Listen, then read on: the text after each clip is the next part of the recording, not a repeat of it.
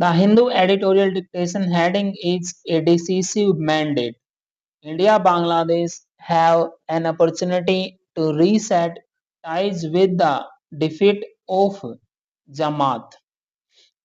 With a landslide verdict in its favor, the Bangladesh Nationalist Party is set to form the government in Dhaka with its leader Tariq Rahman becoming the country's first male prime minister elected to the post in decades.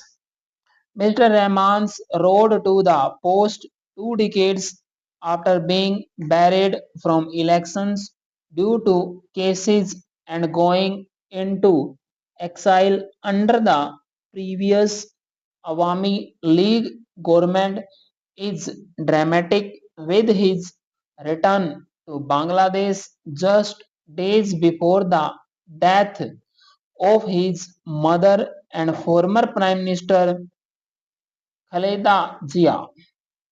The interim government, led by Mohammed Yunus, is expected to hand over the reins to Mr.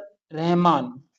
Despite its more than two-thirds of the elected seats in the Jatiya Sangsad, the BNP has many challenges ahead as the first elected government since Sheikh Hasina's ouster in August 2024. The first order of business will be to restore old political institutions and effect a political reconciliation. This could mean releasing political prisoners and an outreach to the banned Awami League, many of whose supporters did not vote. The next will be to prepare for the challenge from the Jamaat-e-Islami, whose coalition won about 75 seats in parliament, its best performance yet.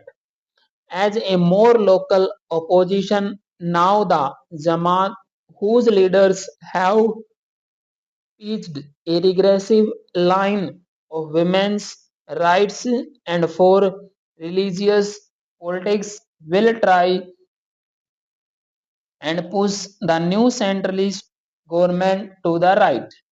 Voters have also emphatically supported the July Charter referendum that calls for a caretaker government reforms that could shift the powers of the Prime Minister and an upper house in Parliament with proportional representation.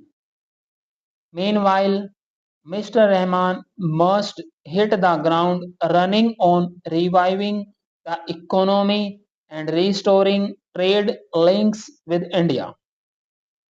For New Delhi, keen to reset ties after they hit a nadir under Mr. Yunus, the outreach to the new government is important. The Modi government has had tensions with the BNP as it reduced engagement with the opposition in Bangladesh during Ms. Hasina's tenure. It must also take back the space ceded to Pakistan, the US, and China, which have reached forged new relations with Bangladesh since Ms.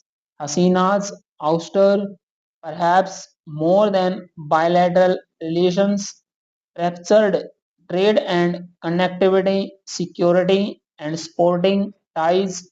New Delhi and Dhaka must repair the frayed ties between their peoples. In Bangladesh, securing India's missions and ensuring the safety of minorities will be essential for India.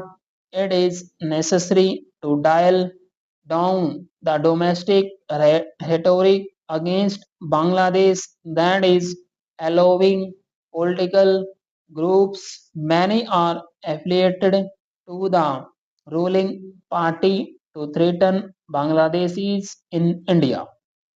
The Modi and Rahman governments will have to move most delicately, however, in managing the issue of Miss Hasina, who remains a wanted fugitive in Dhaka and as honored guest in Delhi if they are intent on a fresh start in ties. Stop.